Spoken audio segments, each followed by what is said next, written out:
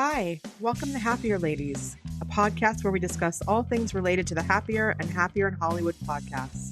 We're sisters And super fans who can't get enough happier. So we created our own podcast to keep the conversation going. I'm Malika Amandi, a SoCal native living in Western Massachusetts, a new mom, and an entrepreneur. I'm here with my sister, Azizi Williams. That's me. I live and work in the LA area. I'm a not-so-new mom, and I'm an education professional in the independent school world. Azizi, I have some news for you. Let's have it. I investigated Substack. I'm so sorry to give you that assignment. Thank you for taking it on. I knew you could do it. I didn't go very deep, but what I discovered is that Substack is a platform like WordPress. Oh, okay. It's like a blog, but you have to subscribe to see the content. So it's not like with somebody's WordPress or some other kind of blog where you just go to their website and you can read what they've written. Right. You actually have to subscribe. And some people have a paid subscription, or they'll have different levels. You can choose how much you want to give, or you can see it for free, but maybe some content is only available for paid subscribers. Once you're on the platform, there's a feed from that person that has their latest happenings. And then they also have other links. It's just a very kind of more curated thing. I think the people who are reading it really want to be reading it because they have given their email address and they might even be investing in the creator at a certain level. Wow. So it is a blog. However, it's on a specific site called Substack, and there's all these other features. Correct. That can give you sponsorships and payment from the people who are following you. Correct. Okay, thank you. You're welcome. You're welcome. That clears it up for me. I will visit Substack. So if I go to Substack, will I be able to see lots of different people? That's a good question. I didn't do that, but I would imagine. Oh, okay. That's okay.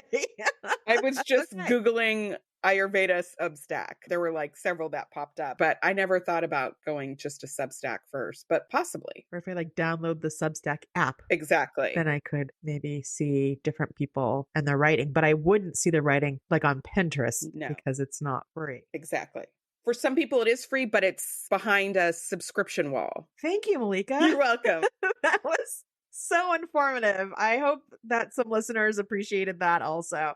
If you've been hearing a lot about Substack, all of a sudden, now we all know what it is. Thank you. Azizi, what happened on Happier recently? So on Happier and More Happier, this is episode 465. Gretchen and Liz share tips to address a difficult conversation. They offer a different approach to a book club. And they interview Rohan Guntalaki about mindful use of technology. On More Happier, they discuss Gretchen's Habits for Happiness quiz. And Gretchen shares about her own Happiness Revisited project. This was a juicy episode for me. I think there were two big things that stood out. The first was their guest, Rohan, his message about incorporating mindfulness into everyday life and not letting technology be the opposite of mindfulness, but finding a way to integrate the two. That was really spot on with what I've been thinking about lately, and I'll share more later. I was really excited about his perspective. Yes, it did resonate with me. I think his approach is what we need right now. It actually addresses what life is actually like. Right. And I appreciate a balanced perspective. It's not that one thing is the enemy or you have to cut out all of this one thing. It's about having a balanced approach. And actually, just this week at our faculty meeting, we learned about digital wellness and a new curriculum called Dopamine, which I'm happy to put in the show notes. I really liked their approach to thinking about our consumption online is to think of it as sugar and to think of it as not trying to eliminate it, but you just need to consider how and when and know what it's doing to your brain. And anyway, I agree. It's incorporate it mindfully. The other thing that stood out to me was Gretchen's update around her Japan trip. Right. I really want to plan a family trip to Japan. I was living vicariously through her and looking forward to her travels. So I was bummed that she's not going to be going this year. I totally understand her reasons. The timing has to be right for such a big adventure with 4 adults who have their own schedules and work and all of that. So I understand. But I was thinking about, what are ways that she could keep the spirit of the trip alive if she wanted to, Mm. and maybe even add another dimension to it once the trip comes, once she decides to go. I did this a little bit with my trip to Italy this past summer because that trip came out of the blue and I just felt like I needed to orient myself and get excited about it. It was connected to a work opportunity for my husband. So it wasn't the thing that I had been dreaming about for a long time. It just was like, oh my gosh, we're going to Italy in a couple months. I did like an Italian summer. So leading up to it, I was hitting Duolingo hard. I was trying to go to Italian restaurants whenever we could go. I was watching Italian YouTube videos. And whenever we were in the car together, we would try to find Italian pop songs. And our good friend Sabina, who came on the trip with us, we had a text thread where we would text each other Italian memes, all this stuff. It kind of just hyped us all up in a really fun way so that we felt like we had more of a context or a connection when we got there. So I was thinking maybe Gretchen wants to do this, or maybe I'll just do it because I'm excited about it. Sounds like fun. But to have a Japanese spring and Ooh. to go like Japan deep in New York City. So to Yeah. really explore Japanese food in New York City, which I know New York is one of the most international cuisine scenes in the world. So I know that a lot of the great Japanese restaurants that aren't in Japan, I'm sure some of them are in New York, exploring Japanese food and culture, having a list of Japanese movies that she's watching, all just building up and giving her more ideas and kind of things to draw on when she is actually planning. And then to actually start planning that trip, even though it will be at some unidentified point in the future. I think her connection can build to it until that time arrives. This is such a good idea, Malika. I love this. And I've already thought about so many things she could do. Okay, so one of them is you can subscribe to get Japanese snacks. There's like a monthly Japanese snack subscription that I have seen advertised. So she could do that. She could immerse herself in manga. There's this whole culture around manga. I want to recommend Terrace House. It's a reality show. Oh, It's yes. on Netflix. It follows a group of young people who don't know each other, who are in different cities in Japan each season. It's like the real world, but it's Japan, and you learn so much about Japanese culture. So this is such a great idea. I'd be happy to do it with you, Malika, or with Gretchen, or both of you. Also, the spring is Cherry Blossom Festival. That's a really big deal. There's probably some festivals that she could attend related to that. So get into it. Don't think Right? that you can't start planning now or enjoying aspects of Japan now, even though you're not going to be traveling this year. I agree. Japanese spring. Japanese spring.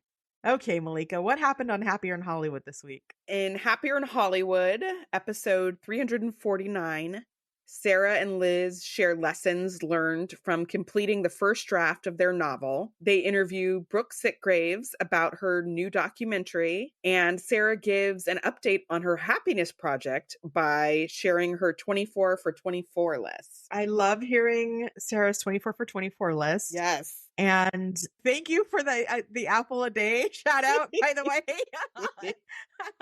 I love that. I'm still doing it. It's an important improvement. It's an easy improvement. I wanted to give some tips for the no spend month that Yes. Gretchen, Liz, and Sarah are getting ready to embark on because I'm in it right now. This is me, Azizi. I am not spending money in the month of January on things I don't need. How is it going? It's fascinating, Malika. And I know I did it last year, but I don't remember being so mindful about it.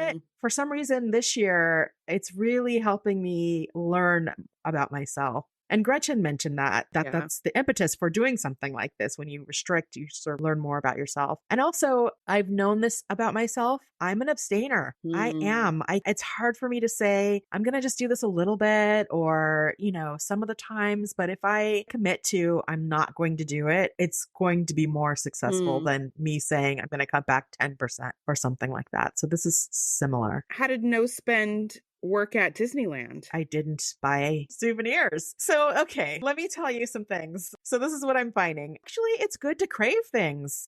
I don't mind craving something. I don't mind seeing something and saying, wow, I really want that, but I know I can get it later. It's Mhm. going to be there. I can find it later, or something better is going to happen. I don't mind that feeling actually of not getting it in that moment. It's helpful if you get rid of the spam emails. So, especially in the holiday season, you subscribe to a lot of things so you can get that 10% discount, and then Yeah. they send you emails and texts every day forever. That is not helpful because it's every day there's a reminder of some sale or something that maybe you want. Like today, there was the Sanrio email and there's a Care Bears Hello Kitty mashup t-shirt with glitter on it. And that is like, oh my God, I want it. It's a limited edition. I want it so bad. And I'm not going to buy it, Hmm. but I want it. But if I didn't see that email, I wouldn't have had that spiral. So do that.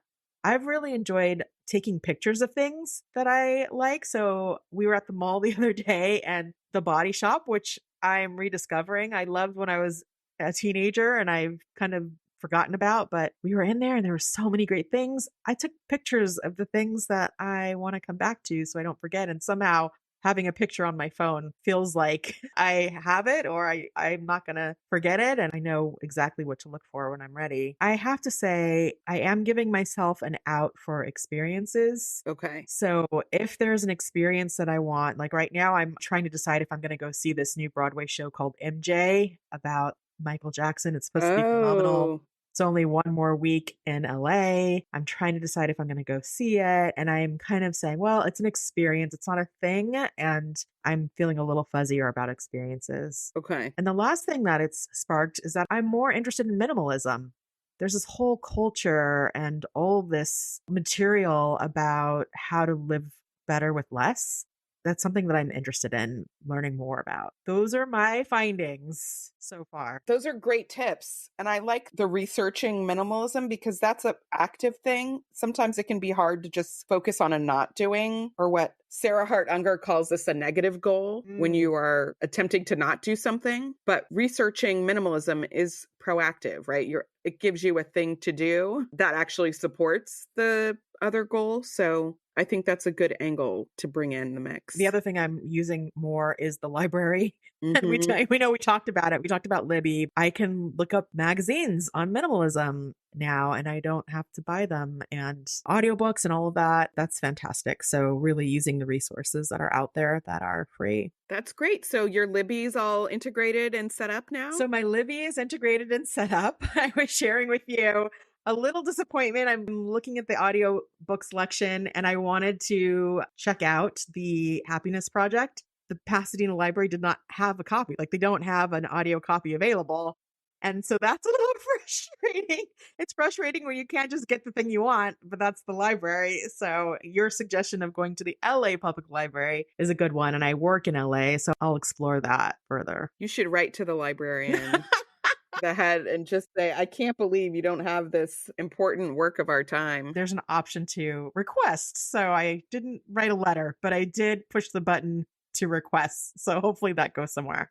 Now we're getting into our first segment, listener suggestions. Azizi, how's your dinner game these days? Well, Malika, I used to struggle with what to cook for dinner. You're cooking now? Okay. Actually, my husband used to struggle with what to make for dinner. I mean, meal planning, grocery lists, yuck. But then we found Prep Dish. It's a weekly meal planning service that tells you exactly what to cook. And now they've partnered with Instacart, so your grocery list becomes a ready-to-go online cart. Oh, what's in your cart, Azizi? All of the Prep Dish ingredients, plus I can add energy drinks, chili crisp, lipstick, whatever, and check out in just a few clicks. Shopping online is so fun. The meals are family friendly, healthy, and super easy to prep. Dinner is easy to make, and now we look forward to new tasty meals. Prep Dish is offering our listeners 2 weeks free. Just head to prepdish.com/happierladies to sign up. Again, that's prepdish.com/happierladies.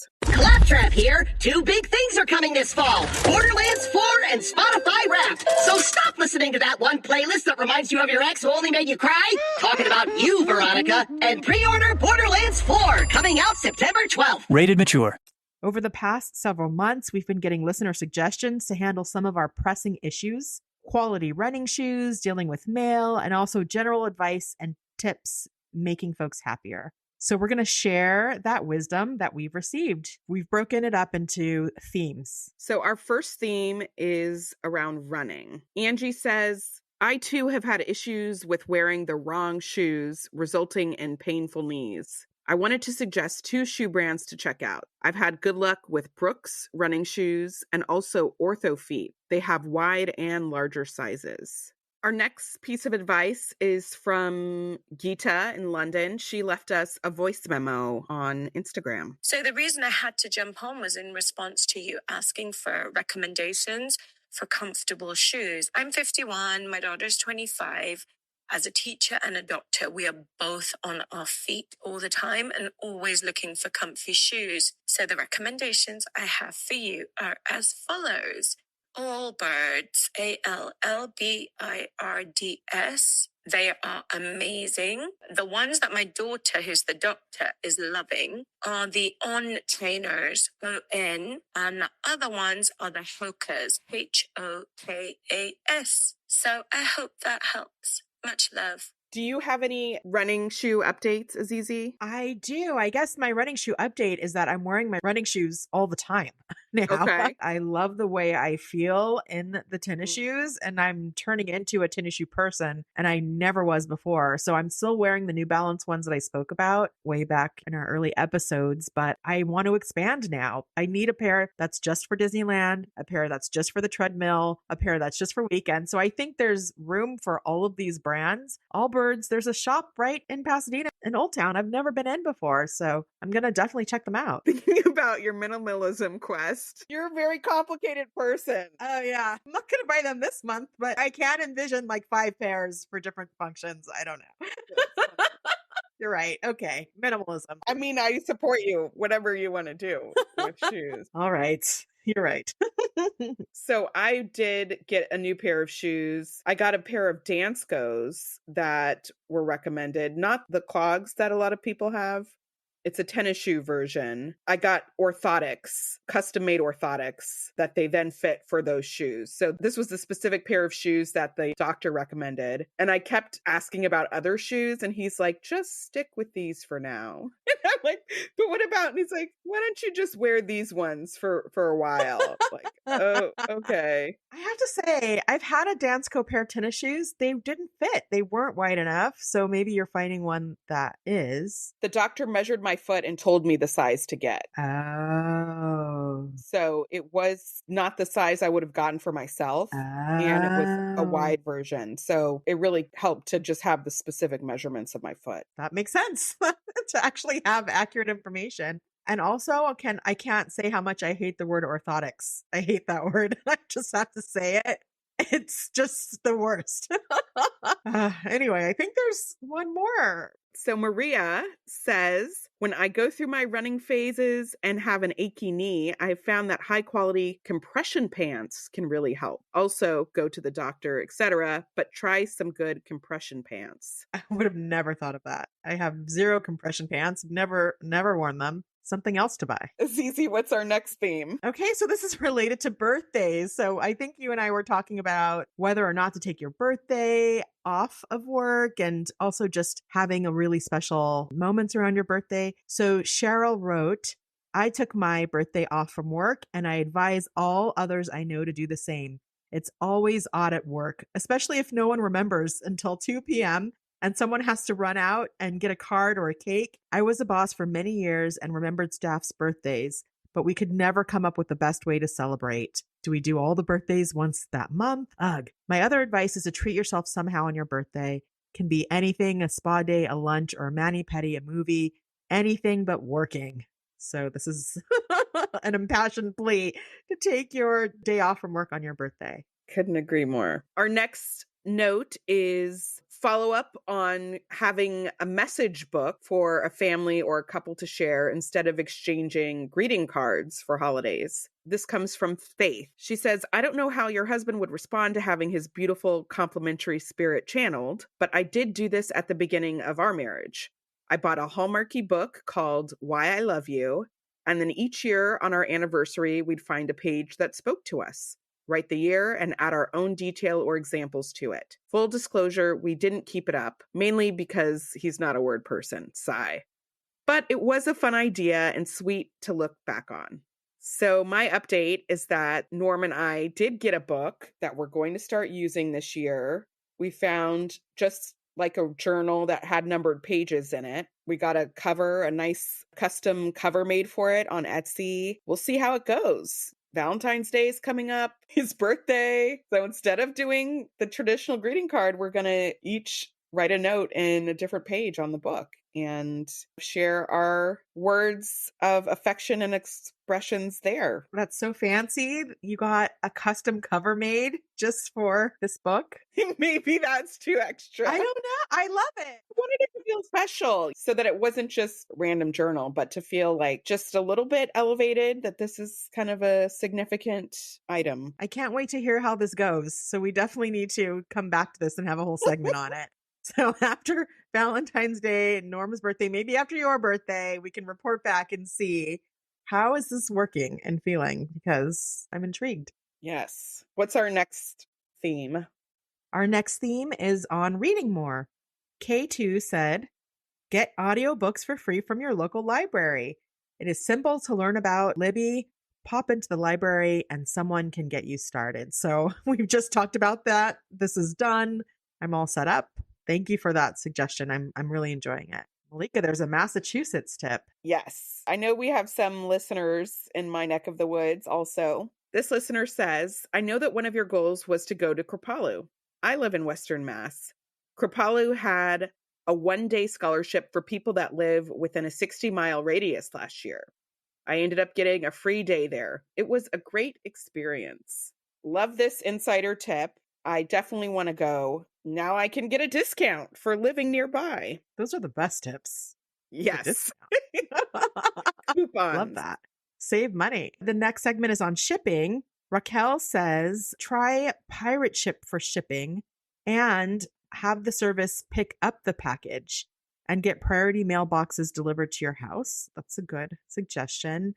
And then Caitlin said, DoorDash will now pick up your stuff and drop it off at the post office and such. Two really good ideas. This is still something I'm working on, so I will remember these two suggestions. Thank you. All right, Malika, what's the next one? Our next piece of advice is around thank you notes. Michelle says, I must tell you that you need to write the thank you note even if the gift was from 2 years ago. I know I'm a lot older than you guys, so generations change, but my aunt sends my kids $5 for their birthday.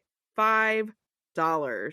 If I don't make my kids write the thank you notes, my mom and her sister will talk about the lack of a thank you note every single week for the rest of their lives. All of this for $5. Anyway, send the thank you notes. Wow. That's for you, Azizi. I know it's for me. I feel it. I do. I don't want people talking about me. Yes, I will absolutely do it. I'm committed to doing it. It's on my 24 for 24. I'm going to make a whole retreat out of it. It's going to happen. Thank you. So many pearls of wisdom. And, I will say I'm going to do the thank you cards. I still question them. However, it is a social norm and I don't want to be outside of that. And like I said, I don't want people talking about me. So, or that's probably too late for that. I'm sure the ship is. Oh, they're talking. No, nobody's talking about you. No, it's just for me. Like, it's just to know that I can do something that I know I want to do. Thank you so much. Please keep sending us suggestions, comments, questions. We really, really value your feedback and your wisdom. So thank you for that. Yes, thank you. This episode is brought to you by LifeLock. When you visit the doctor, you probably hand over your insurance, your ID, and contact details. It's just one of the many places that has your personal info. And if any of them accidentally expose it, you could be at risk for identity theft. LifeLock monitors millions of data points a second. If you become a victim, they'll fix it, guaranteed, or your money back. Save up to 40% your first year at lifelock.com/podcast. Terms apply. Our next segment is Take a Breath, where we share something that's feeding our soul. Yogi is my word of the year, and I'm really trying to do yoga every day and just incorporate the mindset of a person who does yoga into different aspects of my life. And I was reminded of this thing that a yoga teacher I had a long time ago said. This was when I was living in LA. I went to this very popular power yoga class that was donation based. So it was always packed, and it was in Santa Monica, which is like a very busy section. So it was always hard to get to the class and find parking. And then you'd have to rush to get a spot even. And I remember in one class in particular, there was construction in the building right next to us. So we're all there, trying to do our set your intention for this class or whatever. And you hear all of the construction sounds. You could tell everybody was a little bit upset and grumpy, this is ridiculous. Couldn't they find another classroom? And the teacher just said, this is the yoga, the construction, the city, all of this. This is why we do yoga, is so that we can live with these things and still stay connected to our breath and our body. It was just such a mic drop moment. He was right. This is why we do yoga. It's not just, or why I do yoga. It's not just to kind of maybe be more flexible or something, but you're really wanting to integrate this idea of mindfulness into your life. And yoga's giving you these tools to be uncomfortable and to be calm in difficult situations and all of that. So this is the mantra for me right now. You really need this right now, Malika, don't you? I need it so bad. This has come up so many times in the past week. And I think recently my son was home again because he was sick. It can feel like, it's so hard to see him be sick. And it becomes this logistical thing. We can't go to daycare and working remotely or not and all this stuff. I can get very worked up about it. And this anecdote came back to me this is the yoga. This is the thing I need to be calm for and use my breath around. And it really helped me just kind of sink into it. There's no problem here. This is what it is to be a parent. And this is what you do. And there's nothing wrong. There's no great injustice. This isn't something that I can't handle or that I don't have tools for. So let me practice my yoga in this moment. And that is just anything that is happening that's out of my control. This is even down to, I often repeat this to myself when I'm trying to put Indy's pajamas on and he's just running around the room in his diaper. It can be, I want to, snap at him or just be come on, I gotta get you, baby. I'm not going to chase you. And this has helped me to just breathe and let it happen when it happens without getting so wound up. I offer that to anybody who might need this message. This is the yoga. I will say that in your life, chasing a 1-year-old and trying to put on pajamas, you need the physical aspect of yoga also. In those moments, you're literally stretching your body and trying to, hold a wiggly 1-year-old boy. You are benefiting from the mental, mindset of yoga and the physical practice of the stretching of yoga. I love that. Thank you, Malika. So now it's time for peaks and valleys, because in life, there are always peaks and valleys. Even episodes, I do a peak and Malika does a valley. And this is an odd episode. So you're up, Malika, with a peak. I made it to an in-person yoga class this week at the YMCA. Against the odds, I went. I got out of the house really late in the morning. I did not have my yoga mat or my clothing. I went to work. There wouldn't be enough time to go back home. So it was okay, what are we going to do? Let's improvise. I happened to be wearing a dress with leggings. So I wore my leggings. I found a t-shirt in my office. I was running late, but I kept thinking I got to follow through. This is such a big part of my one of my 24 for 24 goals is to go to 3 yoga classes a month in person. So I felt like I really needed to honor this for myself. I had already had the childcare set up and all of that. So I wanted to make good on this. I knew I was going to be a little bit late and I didn't have a yoga mat. I decided, you know what? I'm not going to be more than 15 minutes late. It's annoying when someone's late, but also everybody gets over it and it's fine. This is the yoga. So I was about maybe 7 minutes late. So not even that late, but I had to. Everybody was already in their poses and I had to like go to the closet and find a yoga mat and all of this. But I did it and it was a hard class, but I did it. I was just so proud of myself for showing up there. And it reminded me how much I enjoy that space and how good it feels like to do the Shavasana at the end after you've done all this work. I felt really proud because there were a lot of points where I could have said, you know what, it's just not going to work today. And I'm sure that that will happen at some points, but I felt proud that I figured out alternatives along the way and was able to make it happen. Well, that's impressive. I would have definitely given up. I would have given up right when I walked out the door without all the stuff. So I'm so impressed that you carried through. And also it says a lot about setting a goal for yourself in that 24 for 24 list, knowing that you want to check something off and, you know, make progress. So congratulations. Thank you. Azizi, what's your valley? So my valley is I have entered into, or I should say we have entered into the last season of the Office Ladies podcast.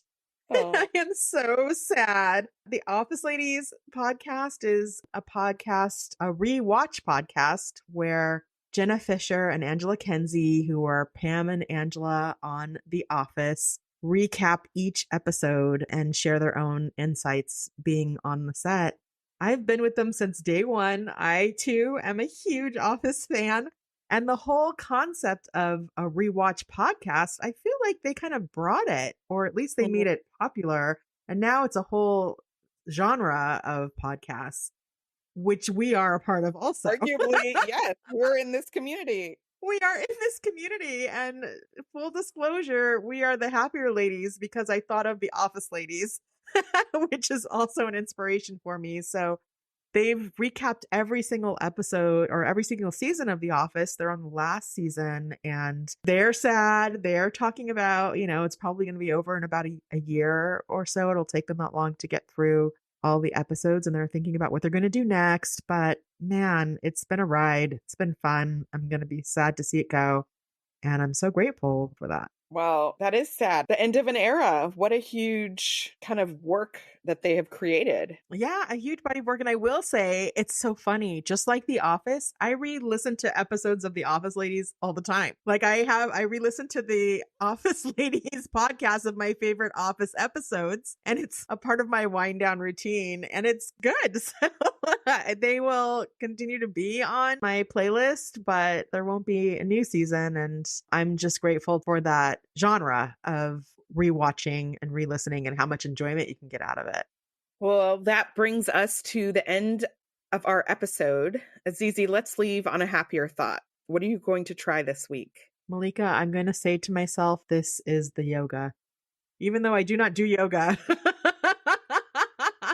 I think I can channel it when I'm in a difficult situation. So that's what I'm going to do. What about you, Malika? I am going to listen to the Office Ladies. I haven't heard them all. I've only heard a few. So I think this is my chance to get on in the beginning and carry it through. I would love another solid podcast in my feed. They're so good. They're so good.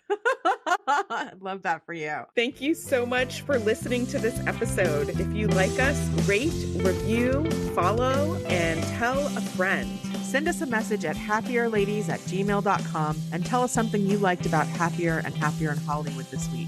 Also, in an upcoming episode, we're going to share what pleases us inspired by Gretchen. So please share what pleases you. Share that with us via email or Instagram. We'd love to add your voice and your thoughts to our episode. episode. Our show was edited by Magnus Borgum, and our theme music was created by Wyatt Muncie. And we'd also like to give a special shout out to Gretchen Rubin, Liz Kraft, and Sarah Fain for inspiring our conversation each week. You can find us on Instagram at happierladies and on the web at happierladies.com, where you'll find the show notes from today's episode. All right, Azizi, have a happier week. Have a happier week, Malika. Bye. Bye. Hey, Malika, side note, the fire alarm went off. Did you hear it? The smoke alarm? No. Are you okay? I'm fine. Grayson is cooking. This happens sometimes. It goes fire, fire, fire. You just kept talking. I was like, all right, I guess she's fine. This podcast is part of the Sound Advice FM network. Sound Advice FM, women's voices amplified.